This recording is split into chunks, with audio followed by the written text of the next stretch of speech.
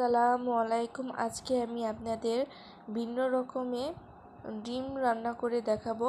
অনেকে আপনারা ডিম সিদ্ধ করে রান্না করেন, কিন্তু আমি আজকে ডিম পেঁয়াজ আর কাঁচামরিচ দিয়ে ভেজে রান্না করবো। এখানে আমি 4টা ডিম নিয়েছি।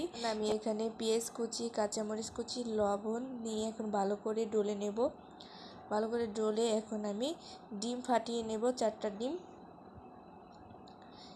এই যে আমি ডিম ফাটিয়ে নিয়েছি।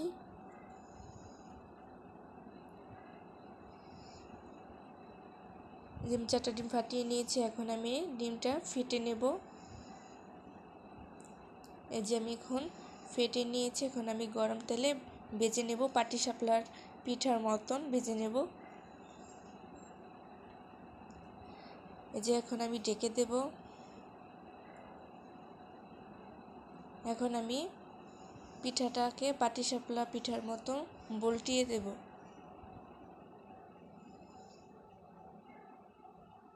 আমি এখন এটি মাঝখানে কেটে নেব। এখানে আমি 4টা করে নিয়েছি, আপনারা চাইলে আরও কমও নিতে পারেন, বেশিও নিতে পারেন। আমি 4 টুকরো করে নিয়েছি।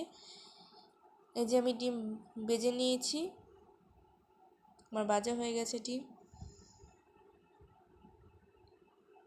এখন আমি পাতিলার মধ্যে তেল ঢেলে গরম করে নেব। পেঁয়াজ কুচি দিয়ে দেব।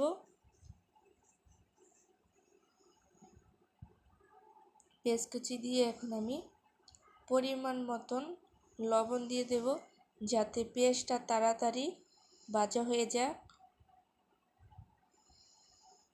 দিয়ে এখন ভালো করে নাড়াচাড়া দেব। 2 চা চামচ আদা রসুন বাটা, 1 টেবিল চামচ হলুদ মরিচ গুঁড়ো, অল্প পরিমাণে পানি দিয়ে ভালো করে কষিয়ে নেব। আমি আবারও কষিয়ে নিয়েছি। আমি আবারও অল্প পরিমাণে পানি দিয়ে ভালো করে কষিয়ে নেব, যাতে মশলাটা গন্ধ না আসে। আবার মশলা কষানো হলে, ভালো করে কষানো হলে রান্নাটাও মজা হয়। এই যে আমি কষানো হয়ে গেছে। আমি এখন আলু দিয়ে দেব। আলু দিয়ে আমি এখন ঢেকে দেব।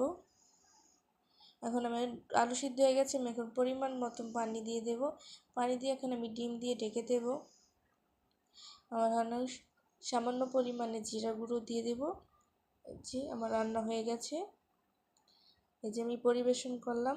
আপনারা এভাবে রান্না করে খেয়ে দেখতে পারেন, কিন্তু আমার কাছে এই রান্নাটা অনেক ভালো লাগে, তার জন্য আমি আপনাদেরকে রান্নাটা করে দেখালাম। আপনাদের যদি ভালো লাগে লাইক ফলো দিয়ে পাশে থাকবেন। আমার একটা ইউটিউব চ্যানেল আছে যারা কিচেন, লাইক সাবস্ক্রাইব দিয়ে পাশে থাকবেন। ভালো লাগলে কমেন্ট করে জানাবেন। ভালো থাকবেন, সুস্থ থাকবেন। আল্লাহ হাফিজ।